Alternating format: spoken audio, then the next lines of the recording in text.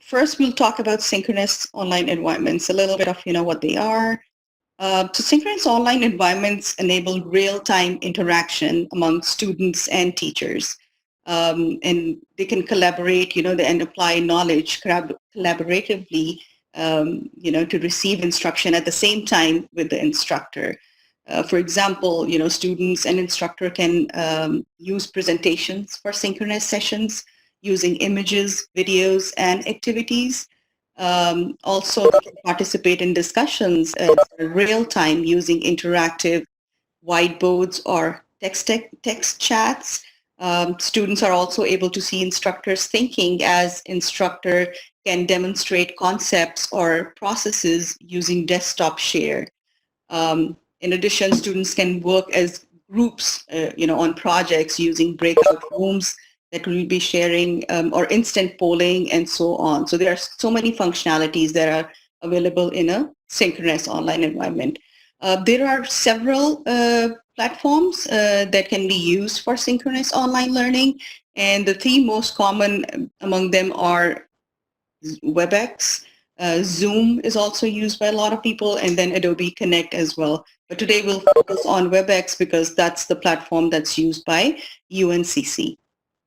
So from now, I'm going to turn it over to Beth to show you WebEx meeting room and, how to use the functionalities among them as well. Thank you, Aisha. First of all, to set these up, we're going to show you the WebEx meeting room and the training center. There are two different types of rooms that you could use for synchronous learning. The first is WebEx meeting room, and you see a screenshot of that here.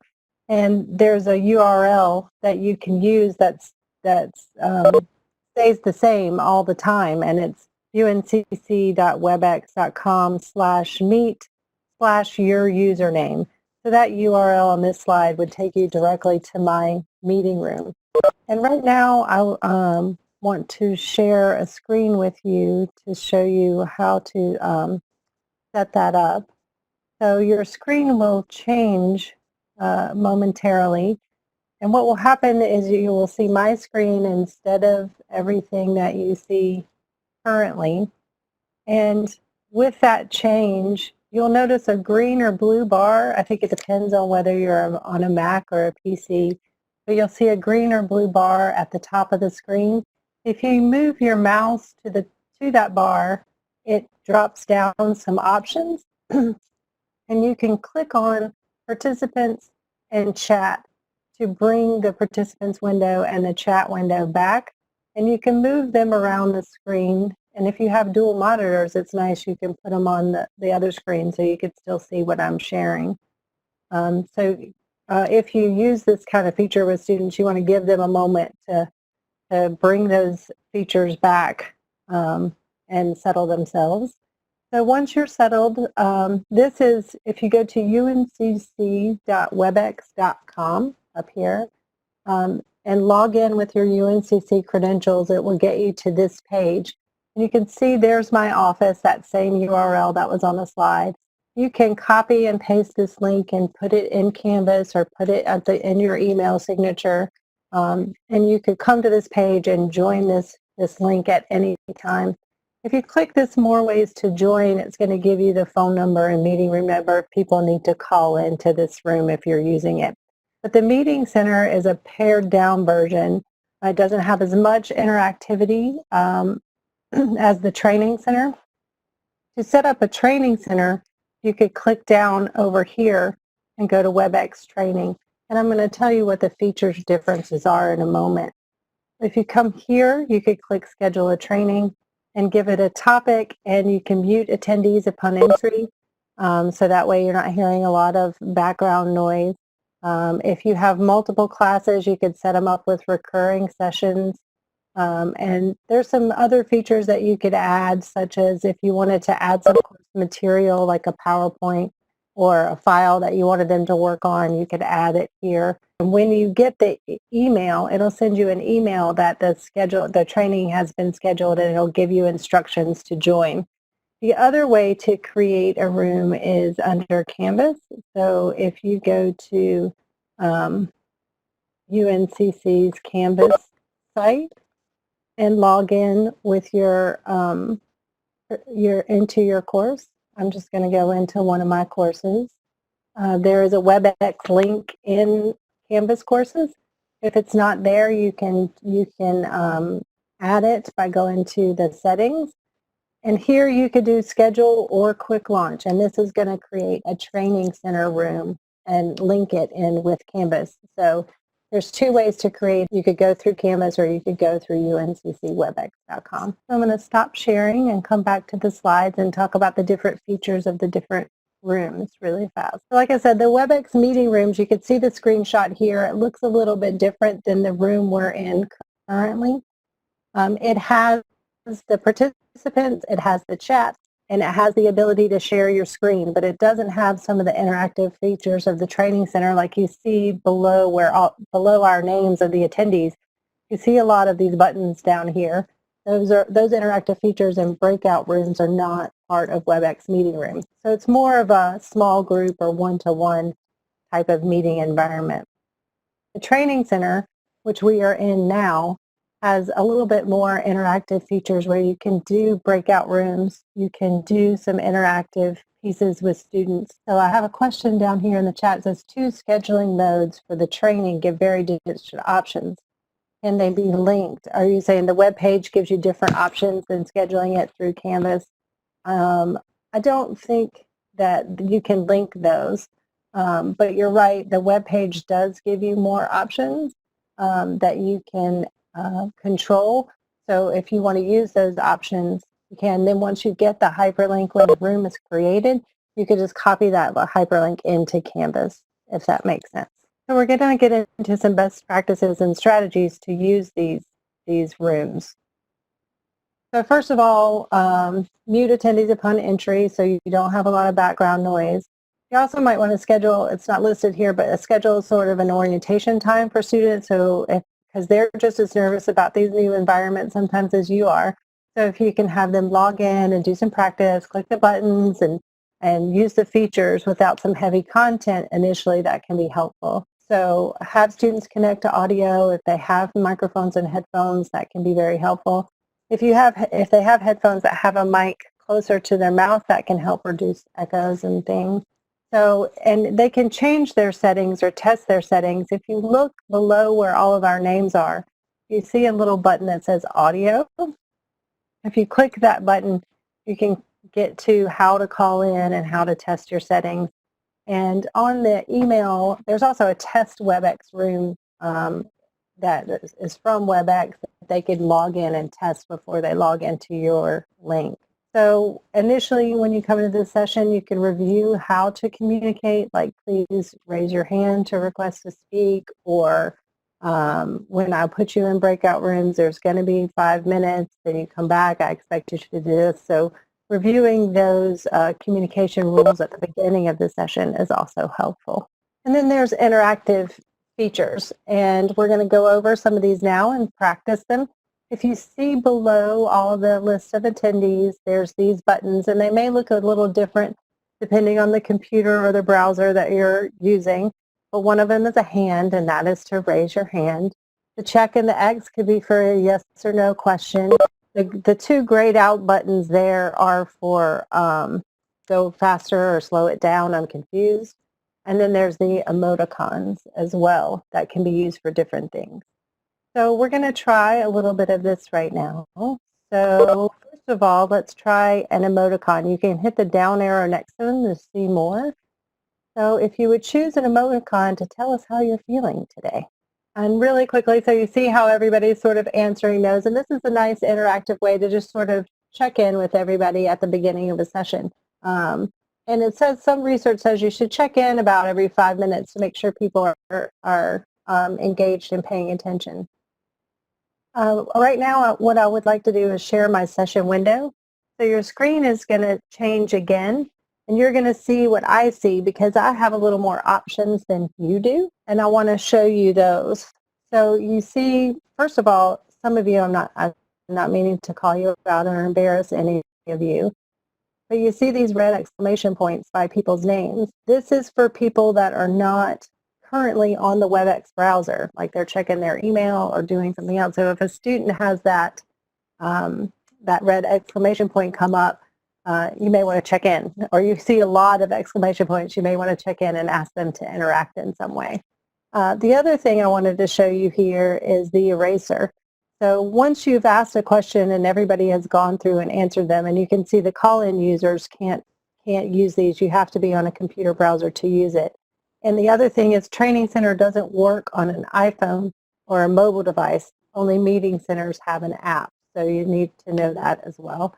So if students are connecting by phone, you might want to use Meeting Center over Training Center. But once you ask this question and say you want to clear it and move on to the next thing, there's a little eraser button. Somebody's requesting to annotate, so if you want to draw, go ahead. There's a little eraser button over here, so I can erase all of the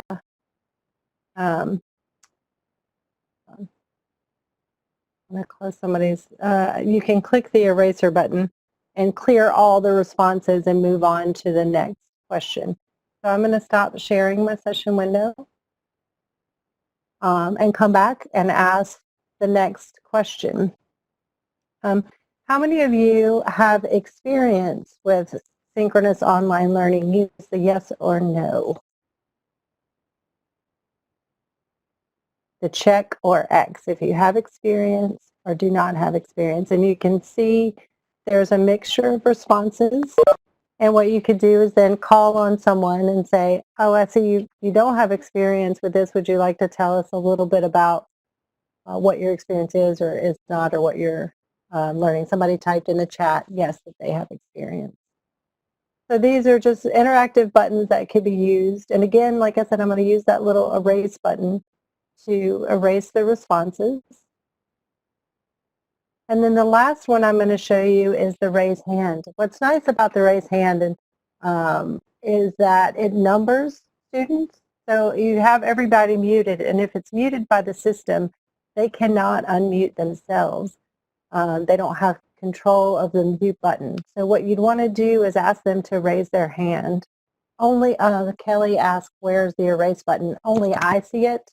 Only the presenter and the host sees the erase button, but I'll show it to you again. So I'm going to share my session window, and you can see it's over here. Let me see if I can annotate it for you.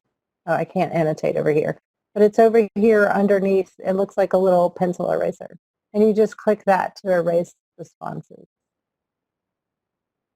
And so if you want to hit the raise hand button, if you hear this noise, I don't know if y'all are hearing the noise, and you can see by each hand there is a number. So that's the order that the hands have been raised, so you know who to call on. So the first person would have a 1 next to it, the second person would have a 2. And as you answer their questions, you can ask them to then click that button again to take it off. So now if you don't have a question, you could just click the hand button again and it would take it off. So as you answer student questions, you can have them remove their hand and move on. But you would have to click the microphone next to their name to unmute them. So does anybody want to test this with me and raise their hand and let them speak? Anybody still have their hand raised? Okay, let's see who was number 1. That was Kate. Okay, Kate, I'm unmuting you. Hi. Hello. Thank you for to answer her question. Mute her back. So it's very much like a classroom environment to ask and answer questions. And making sure but their microphone does have to work. Okay, Jamie, you have your camera on too. I'm going to unmute you and speak. Jamie, is your microphone working? I don't think the mic is working today. It is. We hear you fine. Oh, We you see did? too. Okay. All right. I was hoping. I've been doing a lot of this stuff lately. Yeah, I think we all have. So you can see she has a camera that is working, and we can chat with her.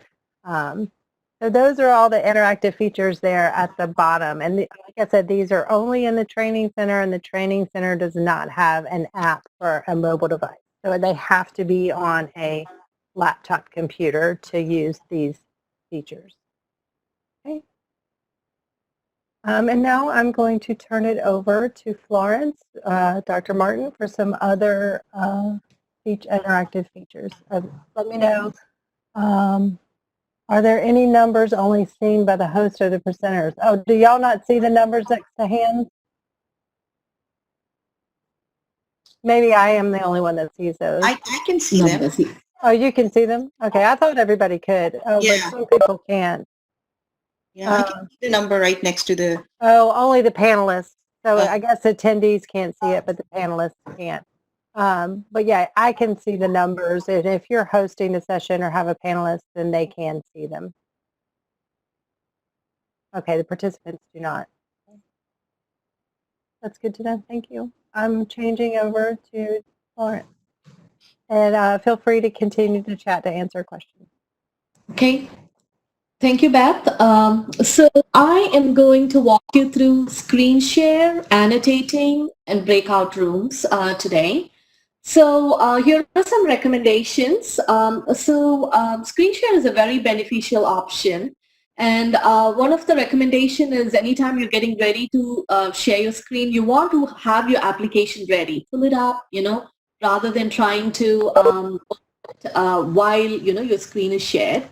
So what I'm going to do is I'm actually going to share my session window and then show you the different screen share options. There's so many different screen share options. So now you can see my, session window. So if you click on this share menu, do you see you can share your entire desktop? So if you do that, then you can pull up any file, any web browser, anything that you want. Whatever's on your desktop can be shared. But then, the interface changes, and did that initially, right? So we couldn't see the chat window or the participant menu. So then you'll have to click on that toggle window at the top and bring it to your right to make sure you have it, to still monitor student chat. So that's the desktop. File is one of my favorite, and we are using this file option to pull up this PowerPoint here. Then, it comes within the same user interface. And so it's very helpful. And then when you bring in your PowerPoint, you can just use, the left or right navigation option here to move screen. So if you're using a PowerPoint, I would definitely recommend using the file option. And then you can also share applications. So under application, right now, it shows all the different applications that I've pulled up on this computer. So it helps you to quickly, bring one of those. And some of these, sharing options overlap in the functionality that they can do. So, I would say pick and choose whatever works best for you. Okay. So, and then there is the whiteboard, which we will we'll do an activity on that quickly. Whiteboard and then web browser. So this is like if you want to pull up a website, so then you do the web browser and then you can pull that up. And the last one is the My Session window. So that's what you're now. That's the one I've used. And so this helps because the My Session, it was not sharing. So the My Session window is helpful because what happens is then you could use this like in a training like this. If you want to show students where everything is, then that's really helpful. Okay.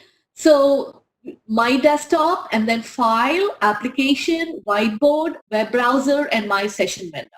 So right now what you're seeing right now is the my session window where you're seeing me even show all the menu items.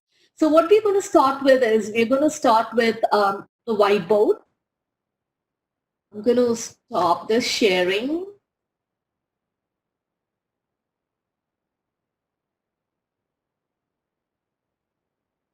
Okay, so you all should be able to see a whiteboard on your screen that just pulled up, right? And what I want you to do is I'm going to type in a quick prompt.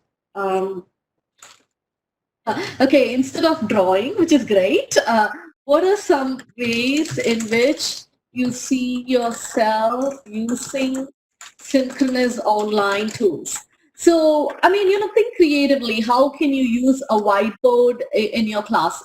So do you see, yeah, you could draw shapes. Like there is the text option. So if you want to use the text option, do you see my question? Did it show up on your whiteboard? One that I typed? Okay. So if you can take a minute and if you can type a couple of words for me, how do you see yourself? Okay. Discussion. You can see yourself using synchronous tools for discussion. Okay, great. Creating word clouds. Okay, wonderful. The thing is, when you type, you have to press the enter. Only then it shows up on the whiteboard.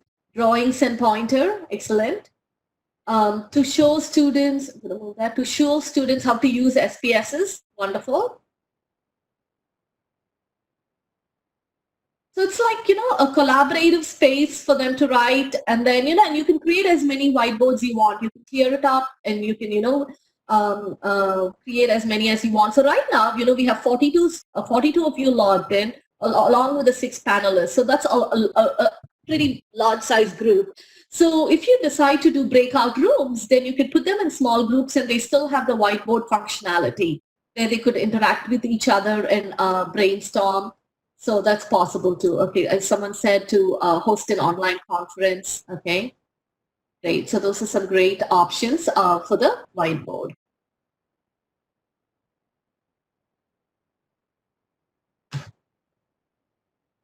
Okay, so now what I'm going to do is I'm going to share my desktop next. Okay, there are a couple of things that I want to show you on the desktop.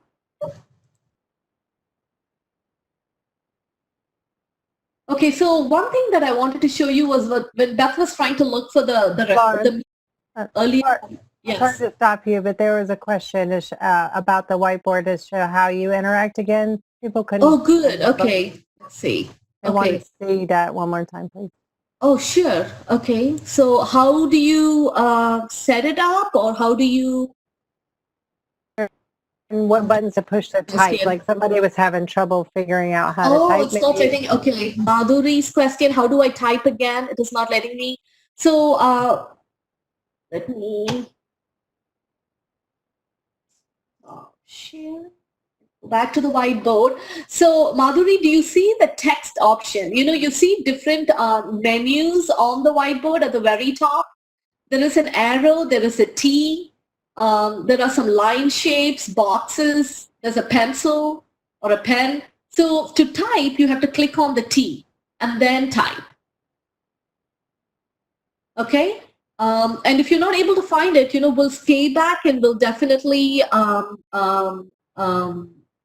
show you that later. Okay, how do you get the name annotated? Okay, so the name annotation works for some of these functionalities. I think not by default for all of them. When you type it, it doesn't work, but I think when you draw, it works. So that's a default functionality that has come in. How can you save the whiteboard? Yes, so you can save the whiteboard if you go to File, Save As, and you could save it as a document.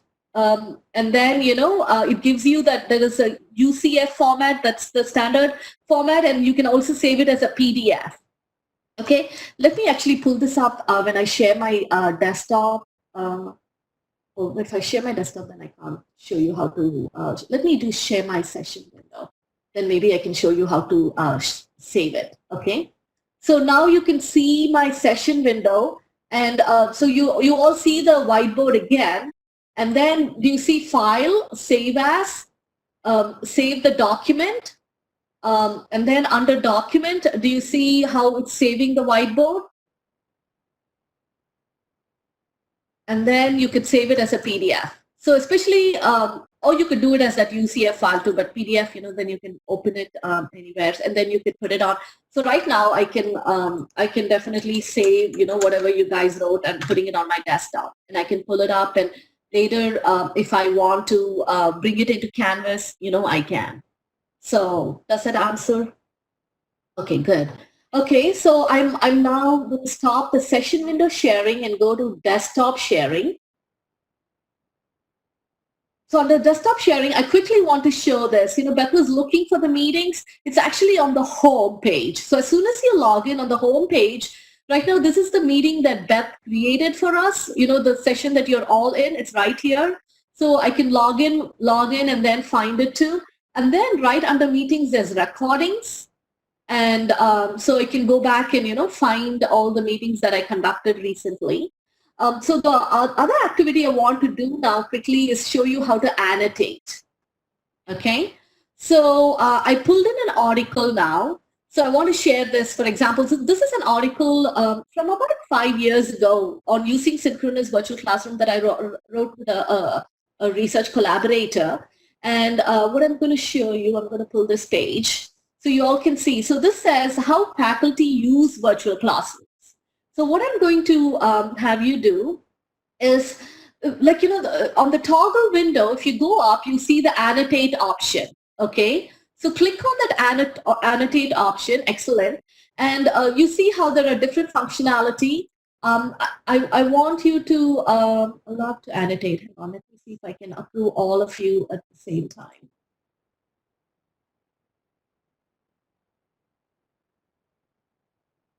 Be an option too.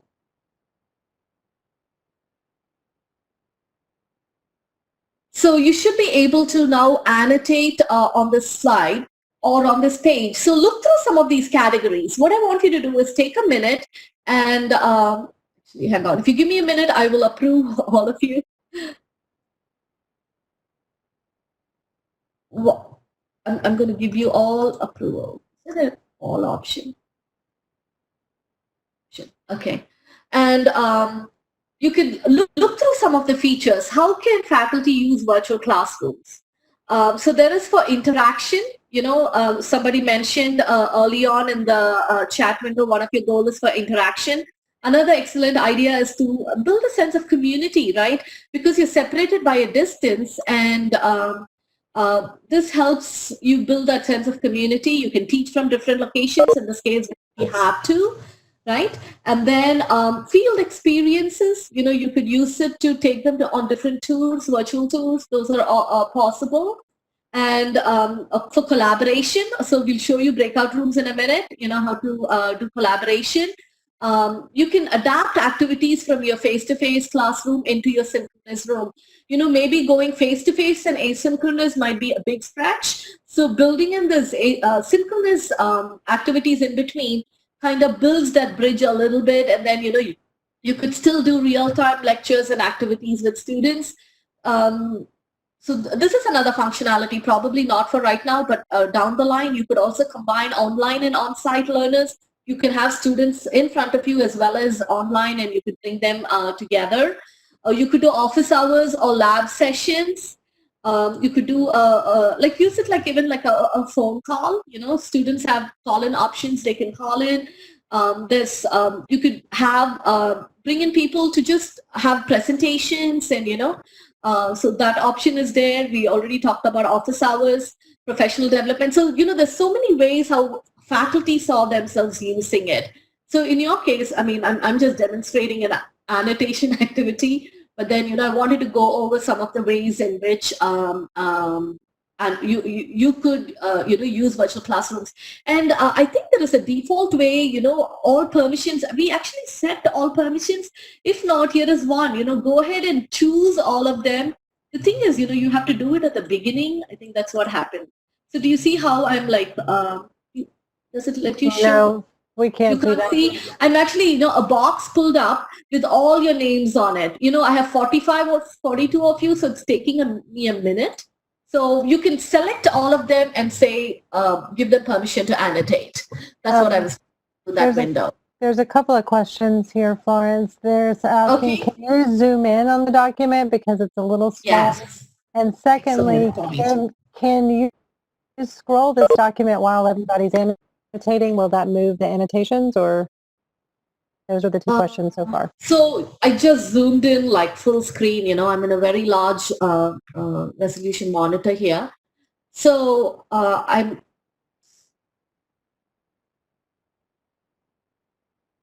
a second.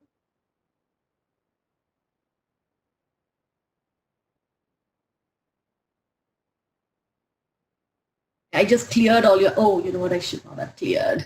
So do you see how I can scroll? So even if you bring in a large document, you can. And let me just try that annotation functionality. So for example, I want to show that. Then I'm going to.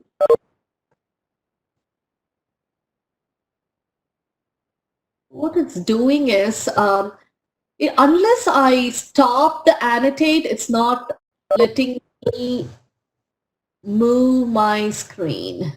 That's something I noticed. So I guess, you could annotate only parts of the screen at a time. So I'm not able to, scroll.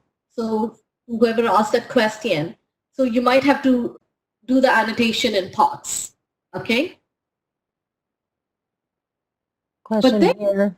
It says, option under annotation. What was that, Beth? Enoch says users can change their display by clicking the display ratio mode with the icons at the bottom left corner, so students can zoom in a little bit. They can zoom in too. Okay. And yeah, and we can, as an instructor, you can zoom into, and then you see how there is the save option. So if students have annotated and you want to save it, you can save that as well. You can. Are you able to see my screen now? My save function. So you could save that. I'm going to save that to the desktop, and then I can pull it back up. But unless I stop annotating, I'm not able to move my screen. Okay, if it has multiple pages. So so that was a quick look at annotation, and you could bring in different types of filing. I brought in a PDF. It could be a website. It could be a Word document. So whatever you want students to annotate, you could bring in. Okay, so I'm going to stop sharing again, and we're going to go back into. So we looked at the whiteboard option, we looked at the annotate option, right? And the next option that we're going to do is the breakout rooms. So annotation, you could save, whiteboard, you could save. So the next one, it's about 11:40. So, let's go into breakout rooms, because this might be a functionality that might benefit several of you. Especially if you're teaching large class sizes, even if it's like 20 plus, and you want them to have a discussion around 4 or 5 students in a group, I think this is a great functionality to use. One of the limitations is cameras do not work in breakout rooms. But the content can be shared, okay?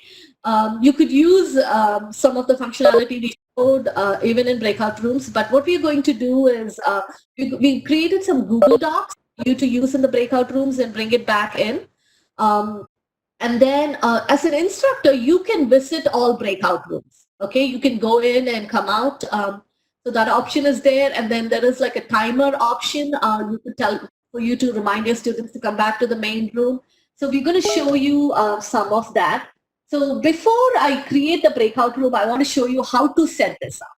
Okay, don't go into the Google Doc yet.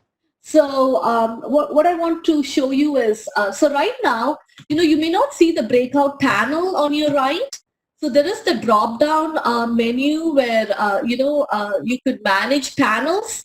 And then, so this breakout room was not available, yet. So I'm going to add that and say, okay, then, the breakout. Oh.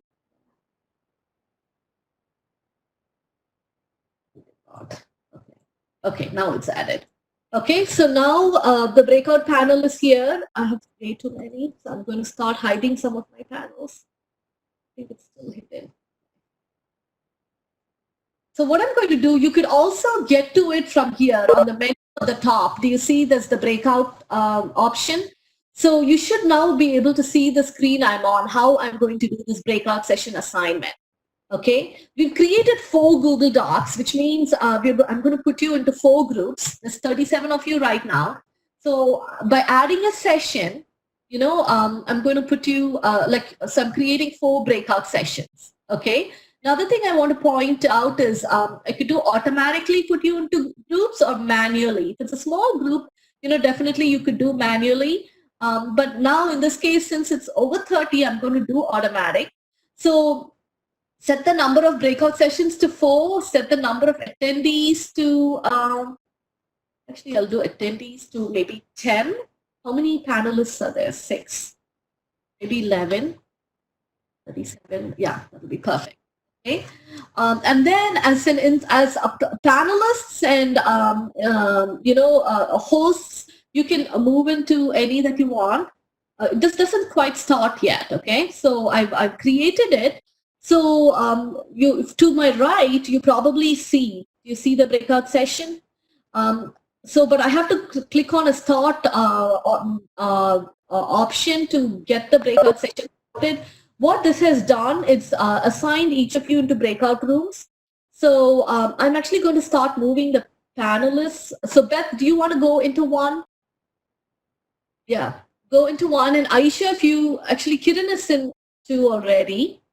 Kiran in 2, no, Kiran is in 3. Kiran, and you have control of the room, which is perfect. So Aisha, if you want to go into 2, so Beth, go into 1, Aisha, go into 2, and you should have control.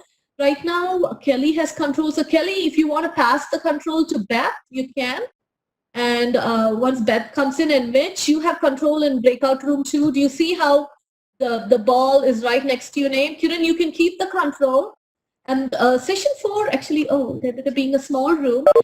So who wants to go? Jules, if you want to go into breakout room 4. And, so what I want to do when I start button, you all will go into different rooms. So what I would like for you to do is this an activity. I'll give you maybe 3 minutes. And, your breakout room facilitators, whoever I mentioned now, will pull up this Google Doc. Okay. And Beth has already typed in the Google Doc in the chat window. So maybe copy the link before you go in and pull that Google Doc. And I want you to discuss specific ways how you can use synchronous tools in your class. I know you already tried the whiteboard, but I want to see how this collaboration can also happen in a group breakout room. Any questions before I send you guys in? I have a question. How do I go into the breakout room? You have to just move. Beth, can you move Aisha in into 2? I'll move you in, Aisha. Just yeah, I will put you in breakout room 2. And just before we go, Florence, just a reminder that cameras do not work in breakout rooms. Yes. It is only audio and chat. Just FYI. Yes. Thank you. Yeah. Yes. Cameras don't work. And Enoch, can you actually go into breakout room 2 with Aisha? And I will move you if you're not able to move yourself. Okay. Just copy the Google Doc link for you facilitators. If you can take it in. You could probably text that or like through the chat if you don't have access, or let me know and I'll get it for you. Okay. So I have to stop sharing before I can send you into the breakout. I'm going to stop sharing and I'm going to send you hit the start button.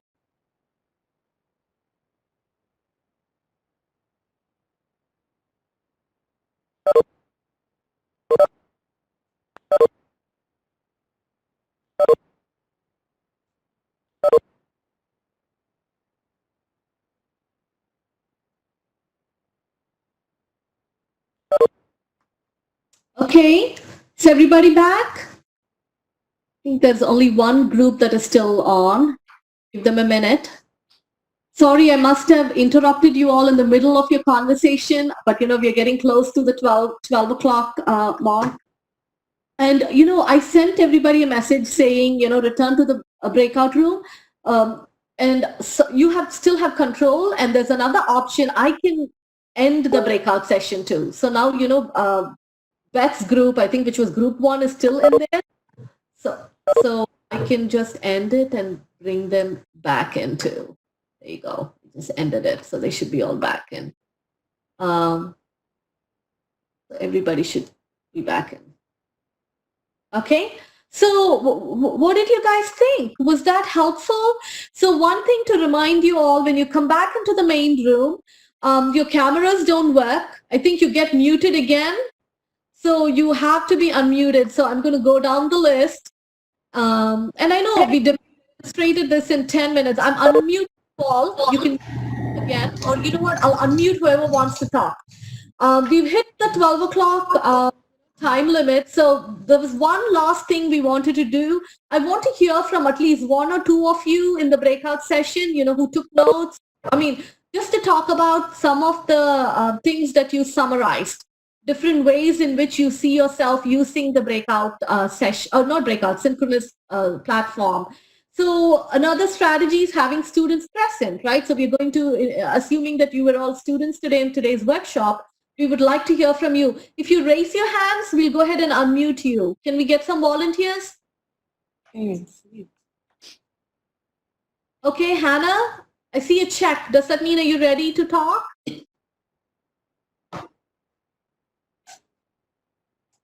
We'd love to hear some of the strategies that you discussed in the breakout sessions so that, the other breakout groups can benefit from it too. Okay, Mindy, go ahead, Mindy. Hi, everyone.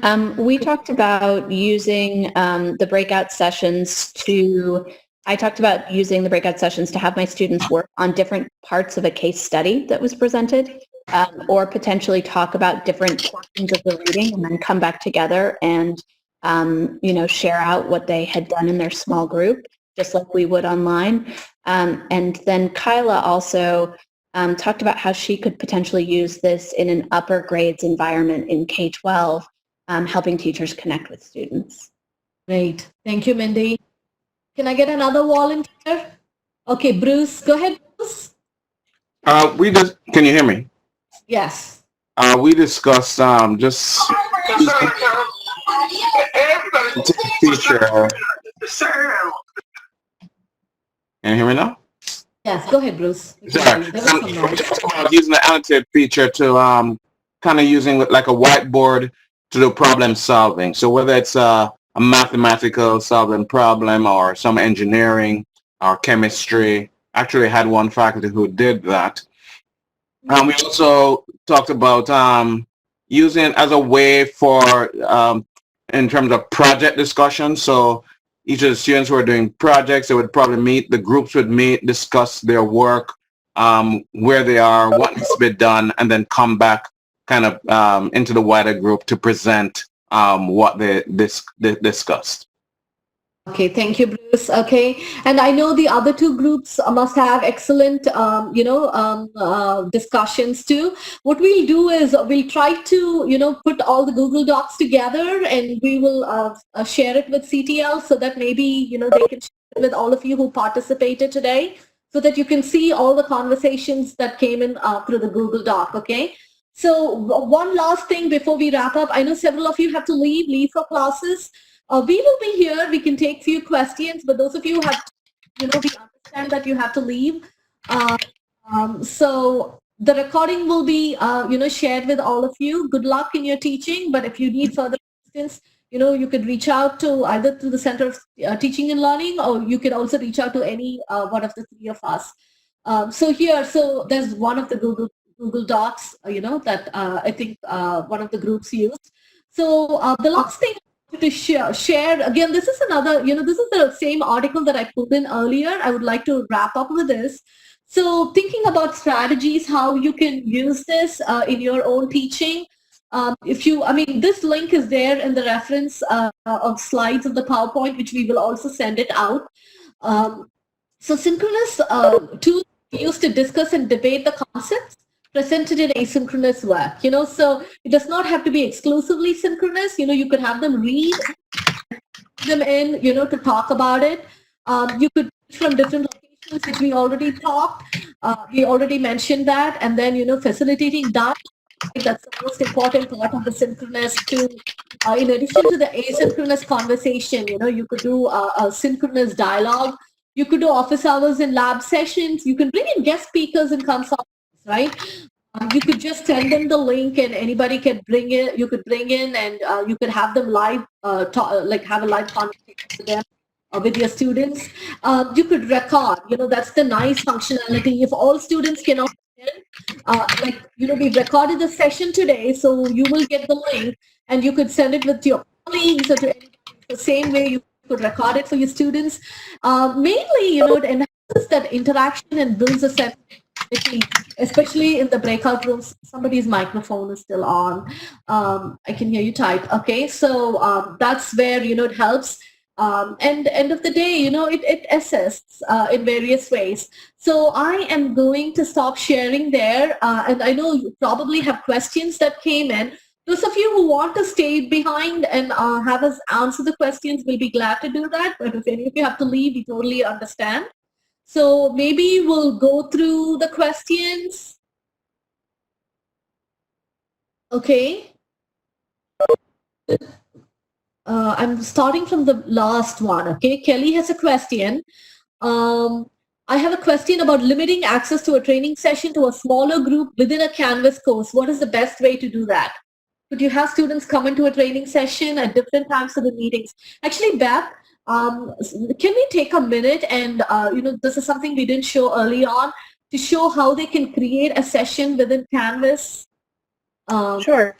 So I'm going to, if you'll pass me the ball, Florence, or Yeah, give let me do that. pointer, I can do that. Okay, I just So, did that. Thank you. I'm going to share my screen really quick so I can come to Canvas and answer that question. So if I go into Canvas, if you click schedule, what you could do is it gives it this automatic name for your course, but if you wanted to change that to say group 1, group 2, group 3, I think you can set up multiple sessions at different times and name them how you want them to be named for those smaller groups. And so then you would instruct the students to then, you're in group 1, so at this time you go to the WebEx link and click on group 1 session or whatever you name that. Now, I don't know that you can set up multiple sessions for the exact same time, but I think you could set them up for different times.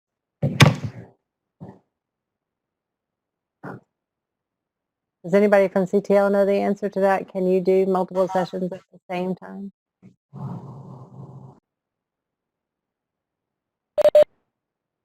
Okay, Bruce says no.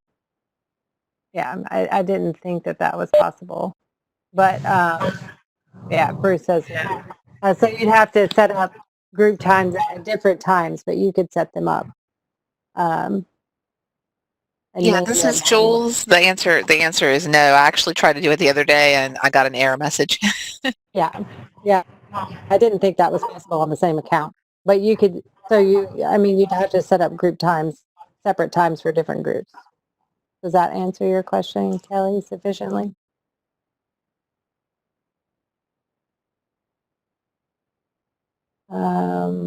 She says no. Oh, she says unmute her. Okay. Can you unmute her? Okay. Maybe we're misunderstanding her question. Okay, Yeah. Kelly, you're unmuted. I'm sorry. So it's kind of specific because we talked earlier about having to prepare the meeting space. And so if you had several things that were ready, but you wanted to talk about the same set of things with a small group, do you have controls over who can come in the meeting at any given time, or does anybody who has the link can come in anytime they want? You can lock your office, but you can't lock a training room as far as I know. And if you're in your office, there's a little button that says lock meeting. I saw that, yeah. But that's the meeting center. I don't think there's a way to lock the training center, but you could set up separate sessions for different groups, just not at the same time. Does that make sense? It does. It makes sense. So I just want to confirm, there's no way to prepare the space in advance so that you're ready. You walk in and all your stuff is there. The only way to do that is if you go through this website, Yeah. the Gotcha. UNC.WebEx. Perfect. And when you set up the training center there, there's a way to add some materials at the very bottom. But so you can add some course materials when you schedule it. Fantastic. Other than that, it would be opening up the session like we did about 20 minutes earlier and setting up. Okay. That's great. Thank you. I'm much wiser now than I was an hour ago. Thank you. Yes, and Bruce says you can prepare a future session in Canvas and WebEx, and you but can you add materials when you schedule it here? I think that's what she's wanting to do. You can, Oh, Bruce says. how? You know where you, I was unable to do it. Bruce, can I make you the presenter so she can, you can show that? Would that be okay? Let me see. Audio, yeah, give him. Where is You should Bruce? have audio, right? Default. Oh, I found him. Hang on. Oh, I'm making him the presenter. Go ahead, Bruce. Okay, can you hear me? Yeah. Oh, sorry. I was just going to run over to Canvas quickly to show you. Can you share your screen, please? Oh, sorry. Where is my... Come on. There you go. and while Bruce is, pulling up Canvas, if those of you have any other questions, if you want to type in the chat window. A kind of good suggestion in the chat if you want to prepare some materials in like a Google Drive folder and share the Google Drive folder or Dropbox folder with the students prior to the session, you could do that too. That's right. Yeah. Let me just try and put this over here. So I just came upon it just by mistake last week, I think it was. All right, so here's a future meeting tomorrow. So when I click on prepare as host, it just says prepare as host and carries me into the meeting, and then I can create the breakout sessions beforehand, and throw other things. Let me just. I think because I'm in a WebEx and it sees another WebEx, it may be problematic. But we'll see. If you have another question, go ahead and answer it. Yeah, I'm trying to look through to see if any other questions are there. Did we miss any during the...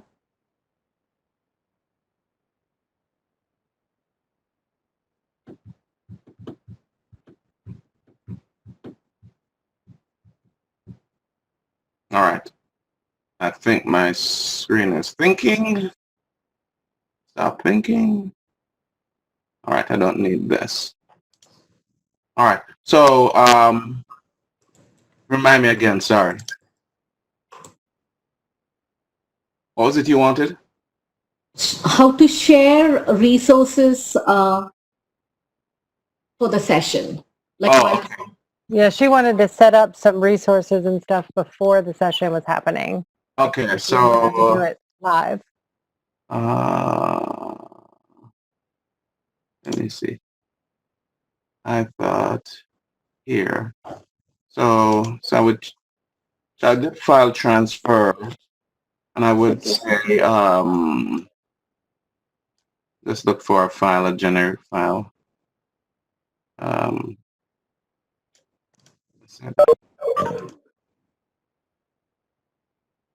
Right, so that's it. So I just uploaded this, and it's there. It's just sitting there, and I close. Again, if I go to File, Transfer, that's strange. Unless I saved it, but it was saved. I know I did it there. There's file here, but this is all about sharing. But that's where it would be, right? On the file, and then transfer, and you upload it to here. And then when they come, they'll be able to download it, as it were, to their computer to go ahead and use it. So that's where I found it. Everything else is, this share would be shared right now. This file is transferred just so I can get to it when I'm ready.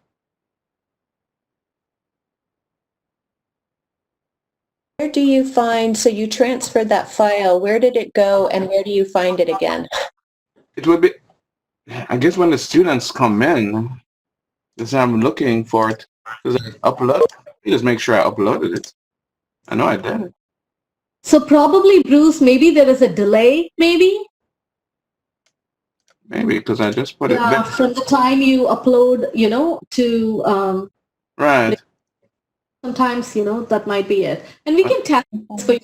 We can test it and, let you know. Right. Right. Oh, Great. okay. I'm thinking too, am I still on audio? Yes. Yes. I might prepare a folder with all the things in it. Mm-hmm. And when I go to the class, I just sort of dump everything in very fast, and then I don't have to leave the space. Sure. And then also if you put it in, it's still a resource. So if you put it in Canvas and you have that there, then it's there. The students can always jump over into the Canvas. They never really left the Canvas. They open a new screen to get to WebEx, but they go to Canvas and they can upload it. So you really wouldn't have to pair it that way because it's already in your Canvas course. Fabulous. Thank you so much. No problem.